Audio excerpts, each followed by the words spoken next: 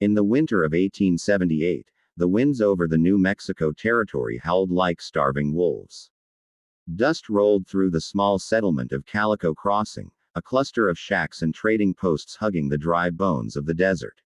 The sign outside the general store creaked in the wind, and a new piece of wood had been nailed below it, a crude advertisement written in black paint that drew every eye that passed.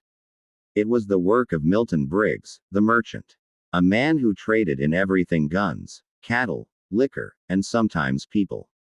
He had dragged the sign out that morning, grinning, as if proud of his genius in business. The letters, uneven and harsh, announced an offer to draw ranchers from miles around. It was meant as a joke, he told anyone who frowned at it. But the laughter it drew from his drinking companions said more about the men than the words on the board. Behind the store, in the shadow of a broken corral, stood a woman. Her wrists were tied with a strip of rawhide, though her eyes, dark, steady, unbroken, gave no sign of surrender. Her name was Nayland. She was Apache, born among the Red Cliffs far to the south. She had been taken months earlier, after soldiers raided her camp, and sold twice before ending up here. Milton Briggs called her a worker. He said she could clean, cook, mend, or ride as well as any man. To him, she was part of his inventory. But to herself, Nayland was still a daughter, still a warrior's blood. That afternoon, a rancher named Eli Tanner rode into Calico Crossing. His coat was patched, his horse lean, and his eyes tired. He was not a cruel man, but he was hard, and hard men rarely asked what lay beneath the surface of things. He came for cattle. Briggs had sent word that he had 3 fine heifers to sell. When Eli dismounted, he saw the sign and frowned. "You gone and lost your senses, Milton?"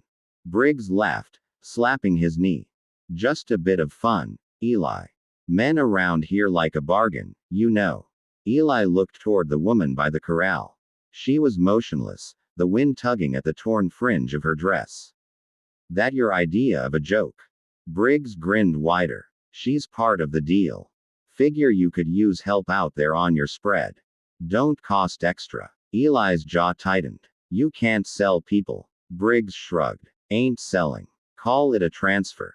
Government won't care, ain't nobody claiming her. You take her off my hands, I take a few dollars off the price of the cows. Everyone wins." Eli wanted to argue, but he also wanted the cattle. His ranch was dying, his wife buried the year before, and he had no one left to help. He told himself it was mercy that if he took the woman, at least she'd be fed. He signed the paper. Briggs laughed again, counting his coins. When Eli cut Nayland's bindings, she didn't move at first. Her eyes met his, and for a long moment, he saw something there: pride, fire, contempt. Not fear. Finally she stepped toward his horse without being told. The road to the Tanner Ranch stretched 50 miles through dry scrub and red stone. Eli rode ahead, the woman behind him on a borrowed mule. The silence between them grew thick. At sundown, they stopped by a creek. Eli built a small fire, offered her a tin cup of water. She didn't take it. "You thirsty?" he asked. She stared at him, then said in slow English, "You buy me?" He hesitated. "I took you away from that man." She looked toward the horizon, then back to him.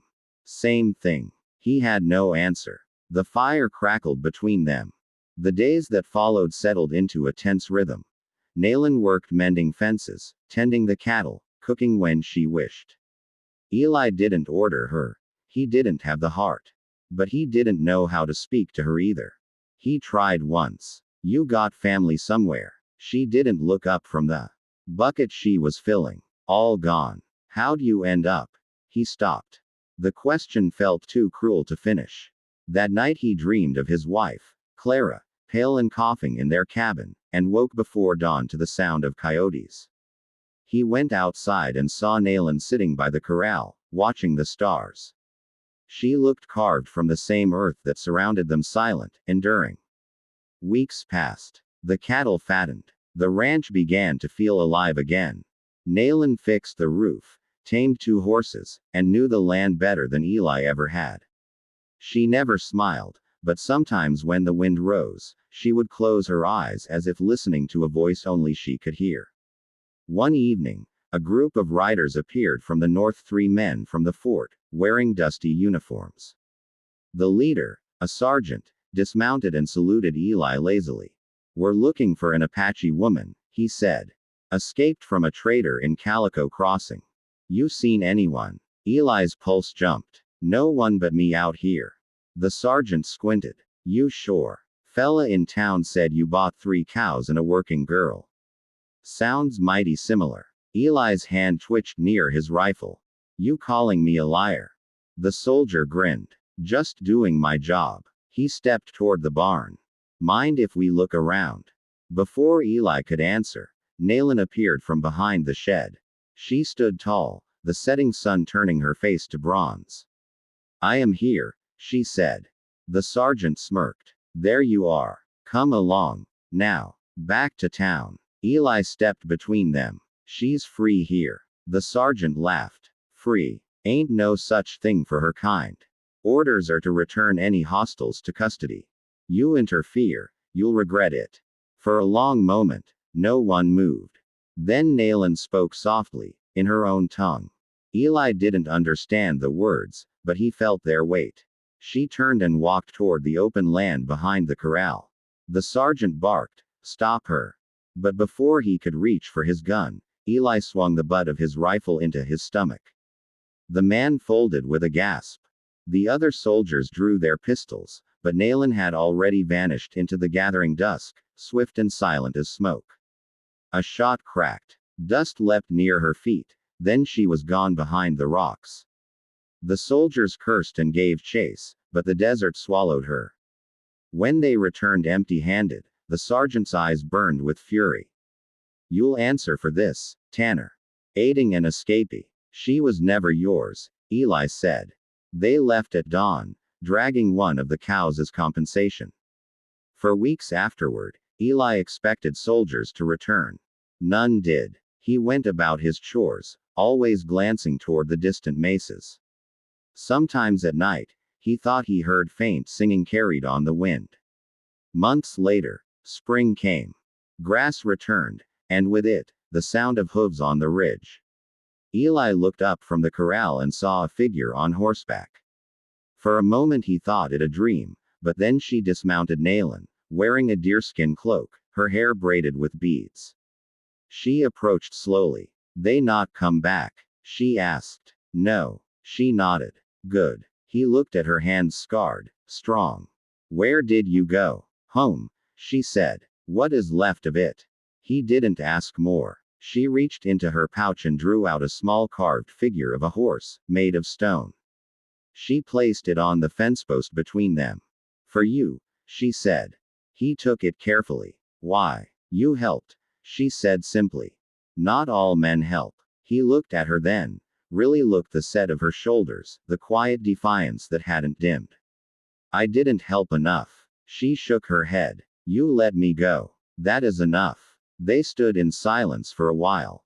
The desert stretched endless around them, full of ghosts and sunlight. Finally, she turned to mount her horse. "Where will you go?" he asked. "North," she said. "There are still people there. We make a new place." He wanted to say something, anything to keep her a moment longer, but words failed. She looked back once, eyes soft now, not cold. "The sign in the town," she said quietly. "It said I was free for nothing. But I am not nothing." He nodded, throat tight. "No, you never were." She smiled, a small, fleeting curve of her lips, and rode away into the red dust. That night, Eli burned the paper Briggs had made him sign. The flames caught fast, curling the ink into ash. He saddled his horse at dawn and rode to Calico Crossing. The sign was still there, hanging crooked over the general store, the letters faded by sand. Without a word, he pried it loose, carried it to the edge of town, and buried it beneath the desert stones. Years passed. The settlement grew, the old trader died, and no one remembered the sign. But travelers spoke sometimes of a band of Apache families living far to the north, raising horses, keeping to themselves. Among them, they said, was a woman who had once walked through fire and come out whole.